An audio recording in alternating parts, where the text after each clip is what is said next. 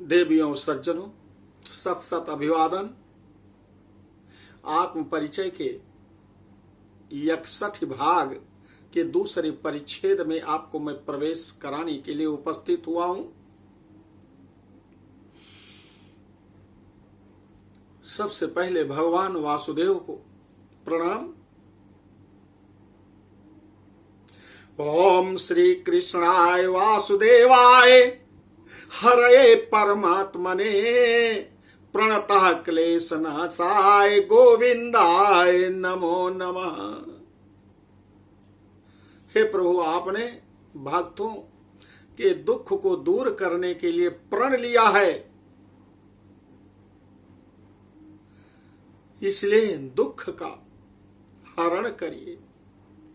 पूर्व प्रसंग को जोड़ते हुए आज द्रौपदी बैठी हुई है, बड़ी चिंतित है।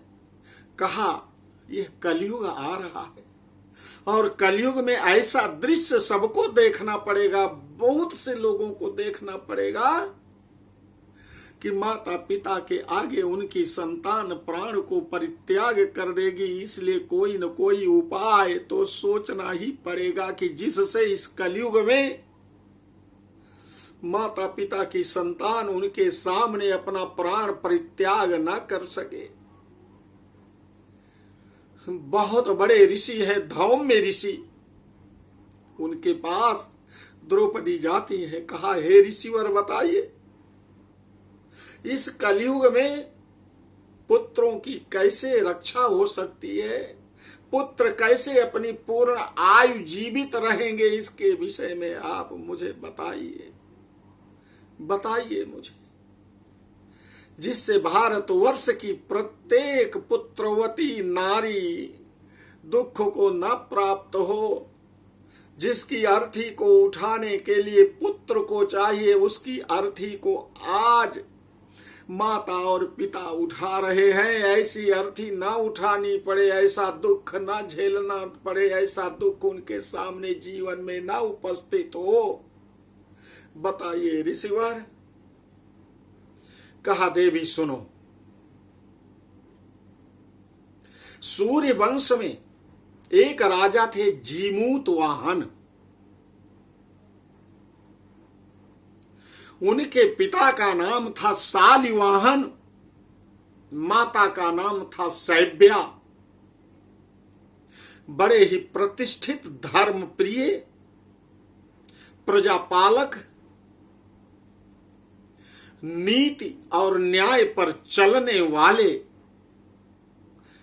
तपस्वी सम्राट थे।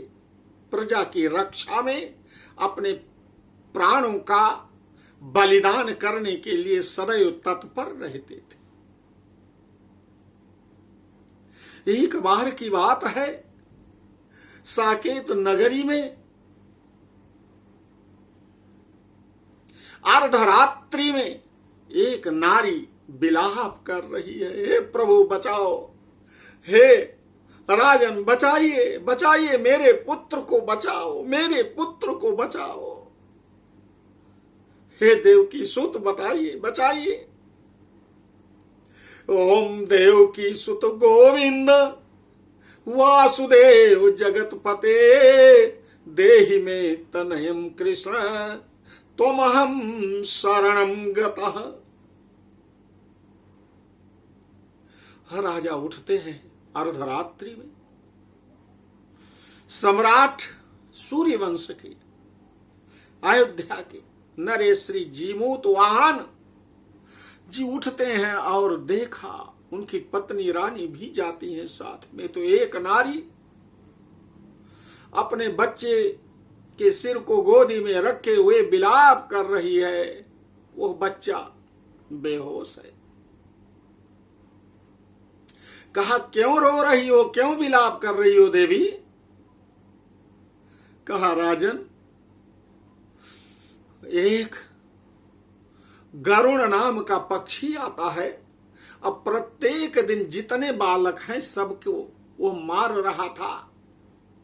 तो उसने कहा कि सबको मैं नहीं मारूंगा, एक एक बालक रोज मेरे इस आश्रय स्थल पर आएगा और मैं उसको मार करके खा जाऊंगा, अपनी भूख को मिटा लूंगा, भूख को मिटा लूंगा, इसलिए एक साथ नहीं मारूंगा। आज मेरे पुत्र की बारी है और मेरा पुत्र देखिए बेहोश हो गया है। राजन बचाओ बचाओ, कुछ करो राजन। कहा देवी चिंता मत करो, मैं कुछ करता हूं, कुछ करता हूं मैं। इसके बाद जीमूतवाहन ने अपनी रानी से कहा कि देवी प्रभु नारायण की कृपा होगी, मैं आऊंगा, चिंता मत करो। कहा मेरे साथ श्री नारायण का ध्यान करिए। ओम सशंख चक्रम सकिरीट कुंडलम सपीत वस्त्रम सरसीरुहे क्षणम सहार वक्षा स्थल हृदय कौस्तुभ प्रियम नमामि विष्णुं शिरसा चतुर्भुजा। कहा देवी ओम सशंख चक्रम सकिरीट कुंडलम सपीत वस्त्रम सरसीरुहे क्षणम सहार वक्षा स्थल कौस्तुभ प्रियम नमामि विष्णुं शिरसा चतुर्भुजा।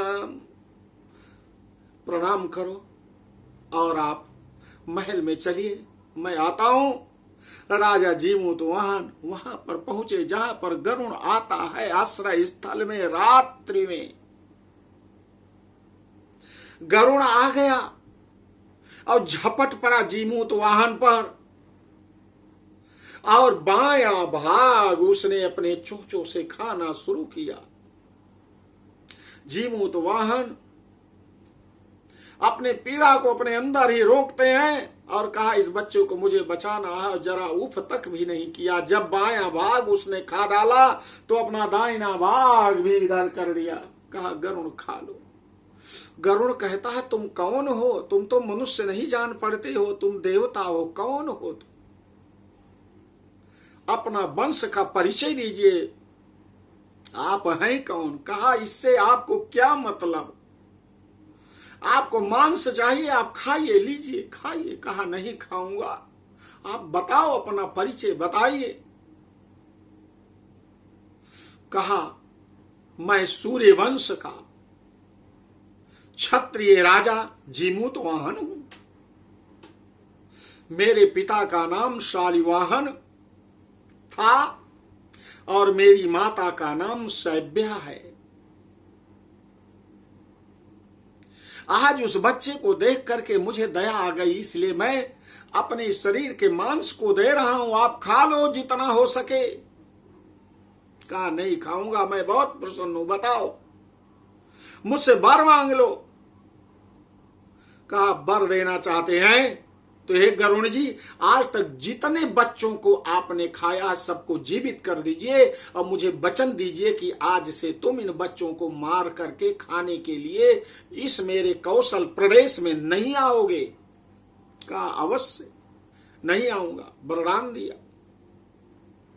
गरुण जी नागलोक जाते हैं और वहां से अमृत ला करके समस्त जितने बच्चों को खाया था उनकी हड्डियों पर वो अमृत छिड़का, सारे बच्चे जीवित हो गए,